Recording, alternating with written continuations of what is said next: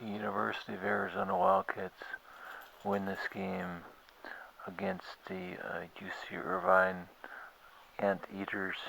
Final score: Arizona Wildcats 71 to the UC Irvine Anteaters 54. UC Irvine Anteaters had a 7'5" guy, um, Mamadou Nde. I think that's how you pronounce his name. Um, he he clogged up the post, clogged up the key fairly well, for quite a bit of the game. For It was a 40-minute game, two 20 halves. Um, he clogged up the game for probably 3/4 of the game. So, he clogged up the game, clogged up the key for the Arizona Wildcats, and so the UC Irvine Anteaters were pretty much in the lead the whole game until about 8 minutes were left in the game, and that was whenever um, I I kind of want to say that um, Endai, I think he just got kind of tired, um, and I think that's one of the reasons why the U of A was able to capitalize on his tiredness, and I think that around 8 minutes is actually whenever um, there was a very significant um, uh, action that took place, and that was Rondé Hollis-Jefferson from the Arizona Wildcats. He slammed the ball over Endai um, Mamadou, and so that just drove the U of A Wildcat Olson Court fans crazy, and so they made a whole heck of a lot of noise, and were very excited about that, and very, um, very very amazed at that, and thought it was really awesome. And so I think that kind of that big slam over a 7'5" guy, and I think that was just too hard on his ego, on Endai's ego, and so he didn't really make too much of a contribution after that. He was Endai was I think he had 9 points, so he shot 3 for 4, um, and then he was also I think he blocked a couple of shots. Yeah, he had one block. He blocked Stanley Johnson one time because it's just saying, oh, that's not going to happen, But like I said, I don't think I don't the that probably the Wildcats are not going to be too crazy about me for saying this, but I just don't think that we had an answer for Njai. I don't think that it's necessarily that we changed our defense in some specific way, or we changed our offense in some specific way, or the combination of the two, um, to combat his presence, his Njai's presence in the key, and but and I just don't think that that's what happened. I just think that he got tired, and he wasn't able to contribute that much in the second half. And then whenever we started to get started to get fouls on him, um, because he was doing very good. He only had one foul for quite a while, and then he picked up another foul. Um, but that's kind of when things started to go a little bit south, I think, for UC Irvine. And and that's what I heard. That's kind of what I expected. I heard from the sportscasters that NJ makes a huge difference on this team. Whether if he is if he's playing good, then the rest of the team is playing very good and possibly winning, and that's what they were doing for most of the game. UC Irvine um, had a lead on Arizona. I mean, it wasn't by a whole lot most of the time. It was by maybe in between 3 and 6 points most of the time, but it was a lead, and I mean at UC Irvine at 10 points, we're still leading, or with 10 minutes left in the game, we're still leading the U of A Wildcats, and so I think that that's something that the Arizona Wildcats definitely need to work on. But speaking of something that they did work on quite well, and they did a fantastic job tonight, was the Arizona Wildcats were able to knock down most of their free throws. They shot 85% from free throw land, which is, it's been a while. It's been quite a while since I've seen the U of A have such a good free throw percentage. But a lot of the free throws shot were right, in the last 8 minutes whenever NJ and the U of A started to creep ahead, and whenever the University of Arizona was up by 8 points, then UC Irvine Anteaters just started to foul, and whenever they started to foul, then our guys were on their mark and were able to knock down their free throws quite well. The UC Irvine Anteaters they were doing very well on rebounds, and they had actually out-rebounded the Arizona Wildcats for the first half, and then it started to then the University of Arizona Wildcats started to get some good rebounds, and it says here that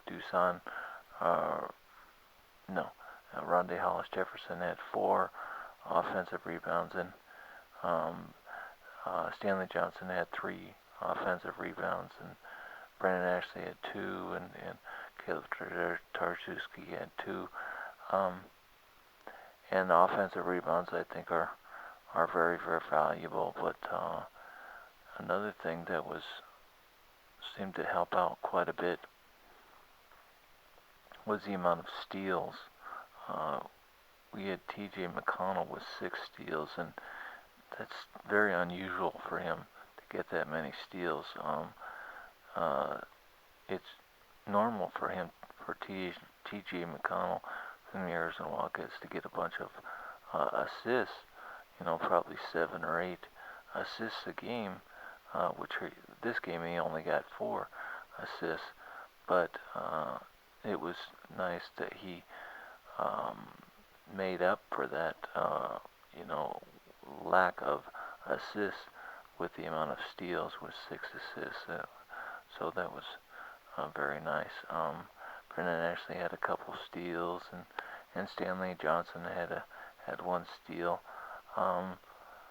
Stanley Johnson, I think he played a tough game, and he did the he did I think he did played as hard as he could, but there's 5 turnovers. That was one of the killers for Stanley Johnson. I think that kind of let the air out of his sail a little bit, and he didn't knock down on any of his three-point attempts. So he had 0 for 3. I was kind of hoping to see Jackson Cartwright today, but he didn't play. I don't know why. I don't know. Well, he did play like 4 minutes, but I don't know why. He didn't really make a whole lot of contribution.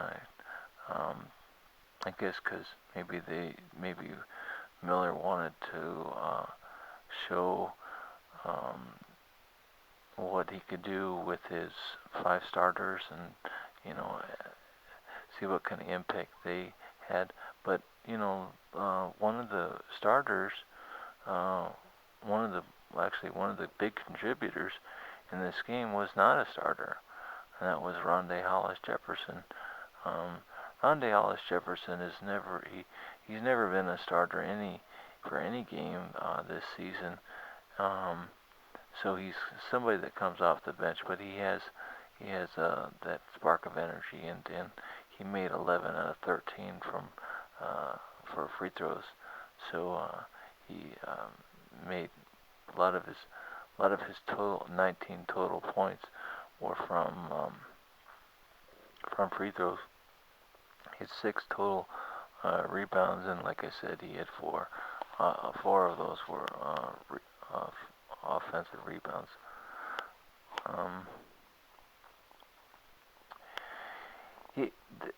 He was one of the biggest. Rondé Hollis-Jefferson was one of the biggest reasons that we were able to that the University of Arizona was able to kind of quiet Ndé Mamadou Ndé from UC Irvine, and if that didn't happen, and Njai would have been able to keep up the pace in the second half, then it would have been a lot closer of a game, because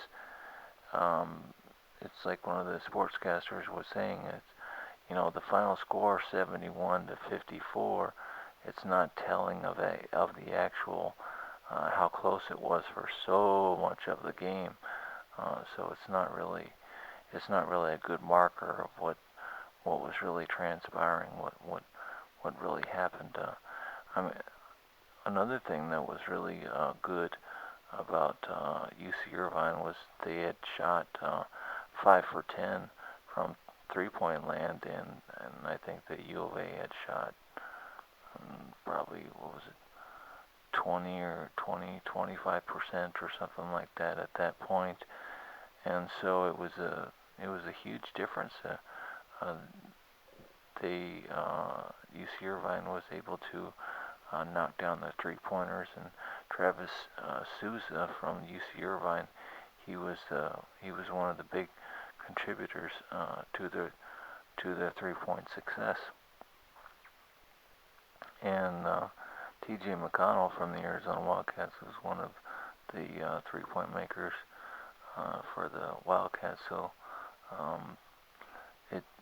those are the guys that made some contributions. The post players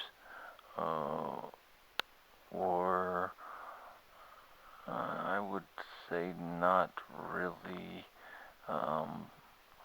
big parts of this team, but I would say that the U of A, Brendan Ashley, he did do okay.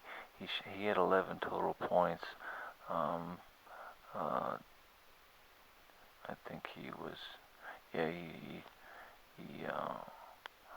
had some really nice 18-footers, and then Tarczewski, also post player for the U of A, he knocked in a couple nice close-up shots right off the glass.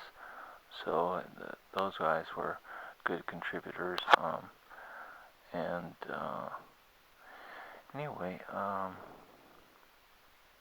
something that the University of Arizona needs to work on is working together, and then uh, what do you do whenever you have somebody that makes such a presence as Mamadou Njai from UC Irvine, the 7-foot guy, is he clogs up so much of the key.